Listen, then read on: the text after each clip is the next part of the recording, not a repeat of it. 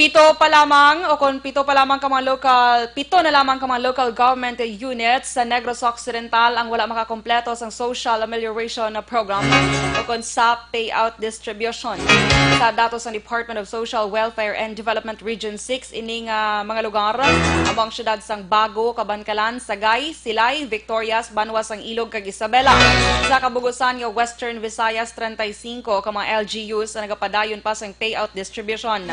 Magluwas sa pito halin sa Negros Occidental, wala man makatapos ang 5 ka mga LGU sa Aklan, Antique, Capiz, kag Iloilo.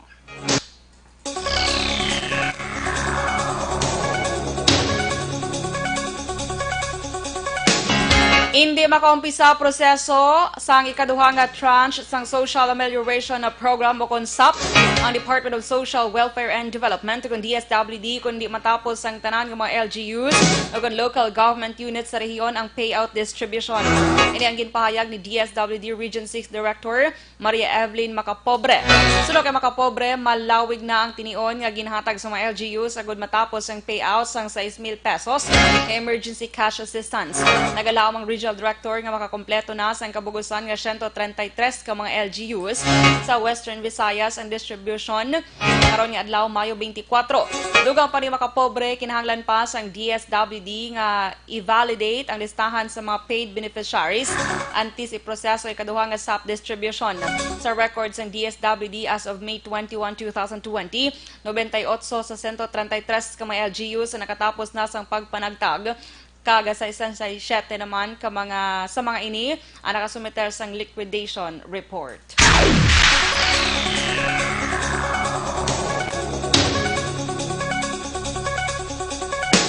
Kag sa katapusan nga balita lokal, missing pa sa gihapon ang isa ka mananagat matapos ginaligar aksidente nga nahulog sa ginasakyan nga pump boat matapos bunggoan sa cargo vessel sa baybayon nga sakop sang Banwas sang Ahoy, probinsya sang Iloilo gab isang Mayo 22.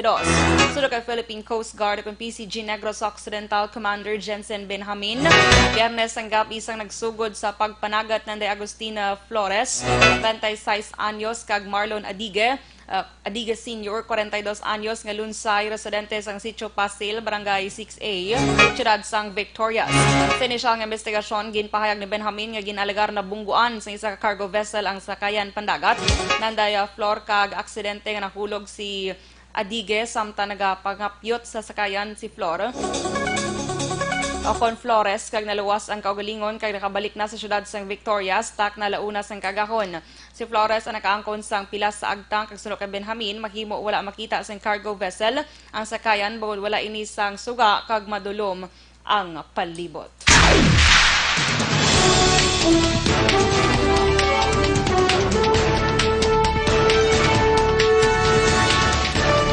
Sa Balita National, DTI ratunan ang liwat nga pagbukas ng dine-in operations sa mga kalanaan, mga barbershop kag salon. 81 milyones pesos nga balor sang shabu na recover sa siyudad sang Taguig, duha ka mga suspect patay. Detalye sa Balita National pagkatapos gid lamang sini.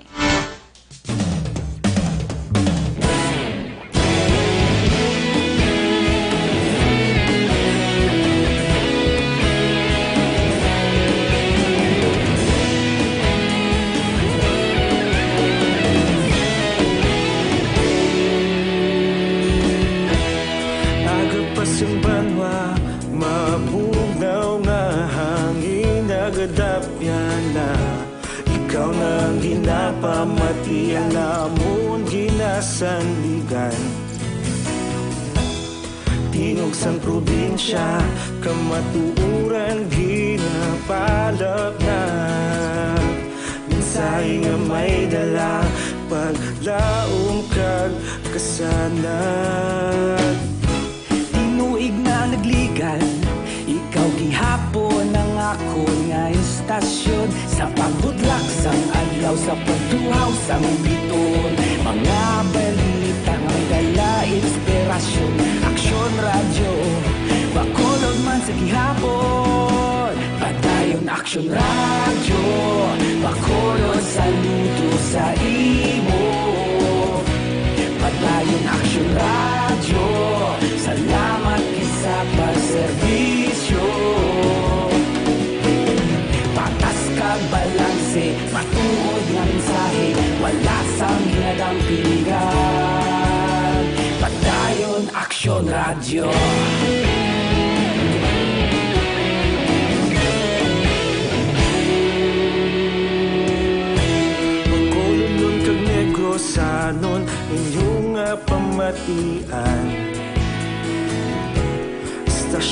nagapalaplag sang Cabatu.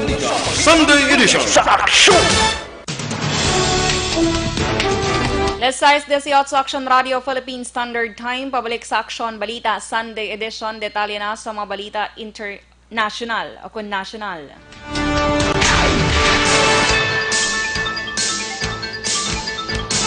Posible nga konsidera sa nga DTI ang pagtugot sa mga restaurants nga ibalik ang dine-in operations sa tiyon nga planchado ng health kag safety protocols batok sa paglaptas ng COVID-19. Sulo kay Trade Secretary Ramon Lopez, ginatugutan ang mga restaurants nga magbukas pero take-out kag delivery services lamang sa idalom sang modified enhanced community quarantine.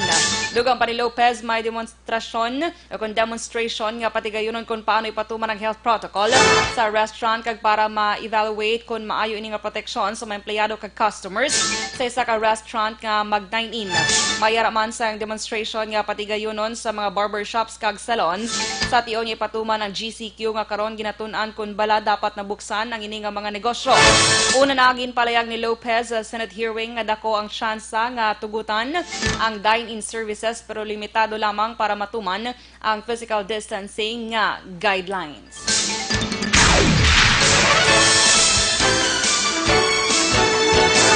Nanindugan ang Department of Health nga seryoso sila sa pag-aksyon sa mga baton nga reklamo batok sa hospital sa Pilipinas nga nagapamalibad nga magbaton sang pasyente. Sura kay Health Undersecretary Maria Rosario Vergere, ginaimbestigahan na sa Health Facilities kag Services Regulatory Bureau ang report nga may pila ka mga pasyente nga wala ginbaton sa pila ka hospital sa rason nga wala na sang lugar. Iya man ginkumpirmar nga anom ka pribado nga hospital ang ginapadalaan sang show cause orders agod magpaathag. May maluan ang pagpabalibad o kung pagpamalibad sa mga pasyente o ng pagbalibad sa mga pasyente ang paglapas sa Republic Act 8344 o kung ang Anti-Hospital Deposit Law nga ginamyandahan sa RA 10932 kung sa di naglambot sa 1 milyon ka pesos ang multa sa mapamatud-an nga naglapas sa layi.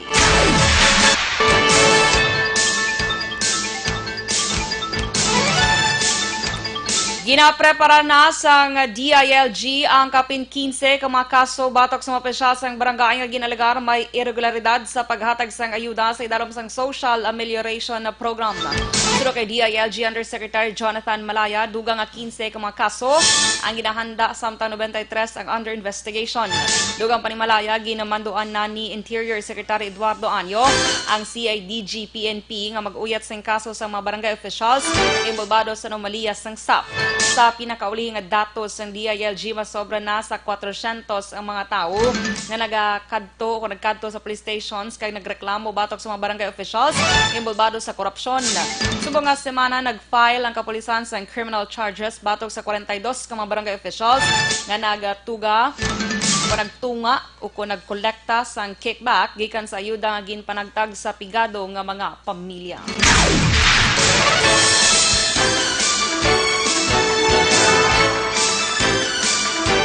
Nagmando ang Malacanang sa National IATF nga ilakip ang dugang nga 5 milyon ka mga pamilya nga makabaton sa emergency cash aid sang gobyerno.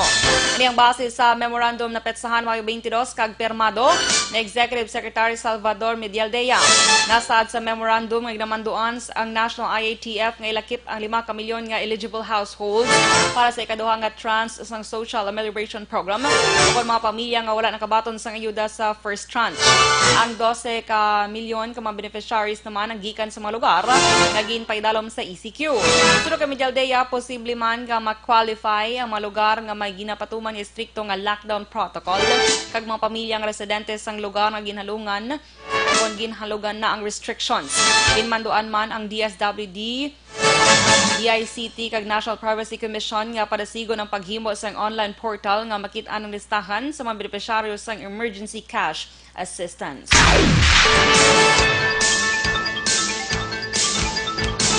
Nag-file si Senator Sani Angara ang Senate Bill nga tuyo nga ipaidalom sa COVID-19 testing ang mga persona nga magabalik sa trabaho nga nalakip sa vulnerable sectors. Sa idalom sang Senate Bill number 1535, ginaduso ni Angara nga mga tao nga may medical conditions kang isang diabetes, hypertension, pulmonary disease, cancer, renal failure nga nagabusong, tigulang, obese kag ang dapat ni prioridad nga ipaidalom sa RT-PCR test. Nasaad man sa proposed bill nga dapat iprioridad man sa COVID-19 testing ang mga healthcare workers, food handlers, factory workers, security guards, kag drivers, embalmers, uniform personnel, media personnel, barangay health workers, kag iban pa. Suno sa senador, ang mga persona gikan abroad lakip na mga foreign nationals ang dapat man yung magpaidalom sa COVID-19 testing. Suno kay Anggara nagalaom ini nga ang PhilHealth ang mga cover sa kalabanan o kung ang tanan nga bayad sa testing samtang mga foreigners ang magabayad sa ilang testing. Kasaad man sa hagna ang paghatag sa emergency pandemic leave para sa mga empleyado nga magapaidalom sa quarantine o kung pagbulong matapos nga magpositibo sa COVID-19.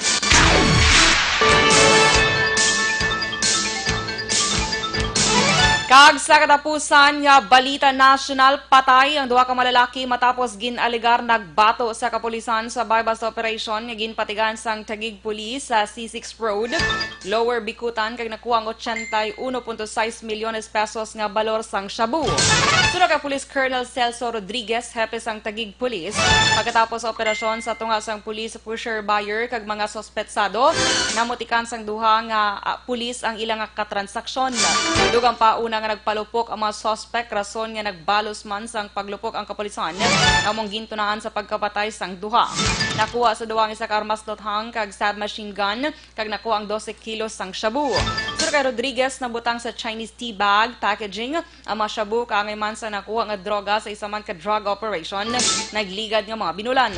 Sa karon ginahibalo pa sang kapulisan kon sa miyembro sila sang isa ka drug group kag kon konektado sa una nga mga nagkaladakpan.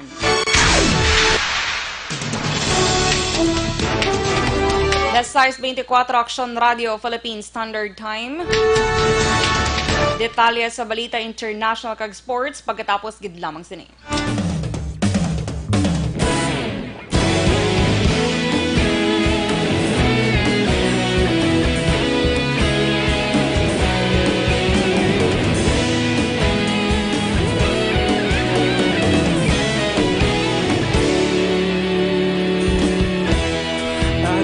Yung banwa, mabugnaw nga hangin nagadapyan na ikaw nang ginapamatian namon ginasandigan. Tingog sang probinsya, kamatuuran ginapalap na mensahe nga may dala, paglaom kag kasanat. Tinuig na nagligan, ikaw gihapon ang ako nga istasyon sa pagbudlak sang adlaw sa pagtuhaw sang biton. Mga balita nga dala inspirasyon, Aksyon Radio, bakolod man sa gihapon. Padayon Aksyon Radio, bakolod saludo sa imo. Padayon Aksyon Radio, salamat kisa pagserbisyo. Patas kag balanse, matuod nga mensahe, wala sang ginadampingan. Padayon Aksyon Radio.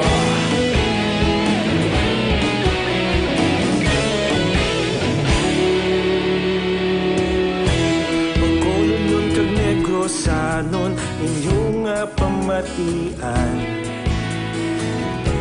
Istasyon nga nagapalaplag sang kamatuuran.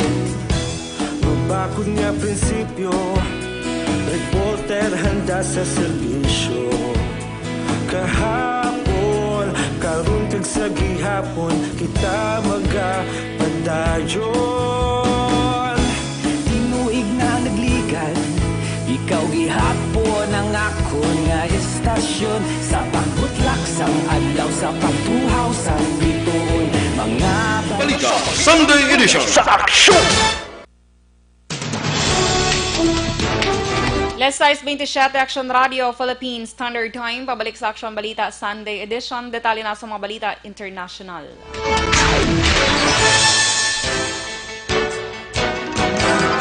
Gindeklara sang World Health Organization o WHO nga ang South America nasa karon ang nagapanguna bilang epicenter sang coronavirus disease 2019 o COVID-19 pandemic.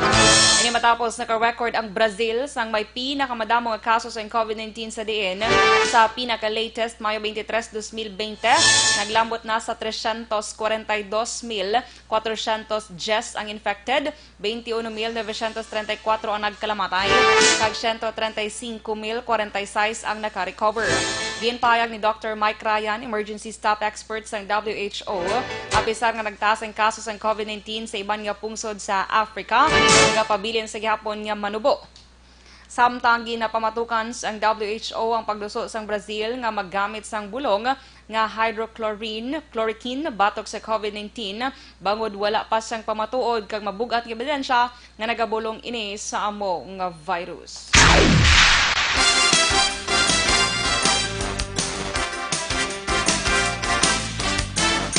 Kag sa naman nga sports balita, nagtaliwan ang professional Japanese wrestler nga si Hana Kimura sa edad nga 22 anyos.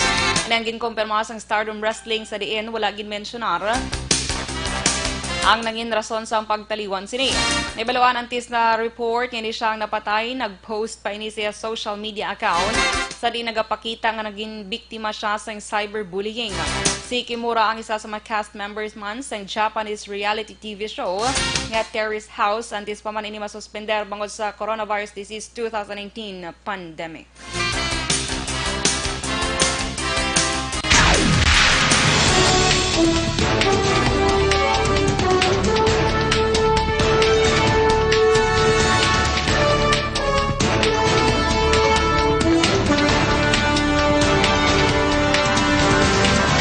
Kag inyo nabatian ang bugos nga detalya sa Aksyon Balita Sunday edition karong adlaw Domingo, Mayo 24, 2020.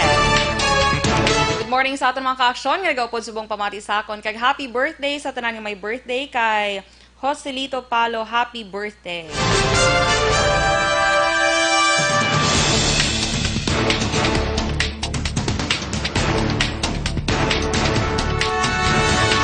Ini naman si Aksyon Dorel Cabatu. Una sa balita, una sa Aksyon. Sa Bacolod, Aksyon Radio.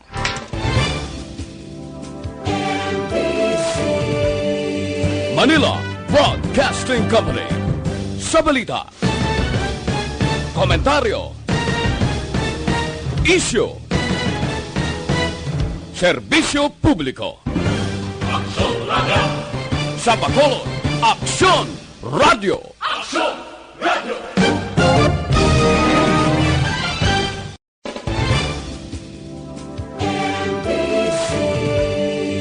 Manila Broadcasting Company.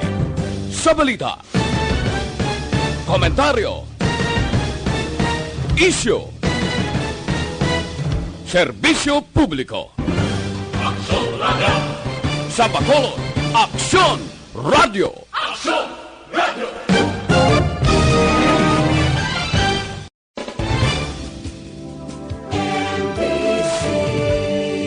Manila Broadcasting Company.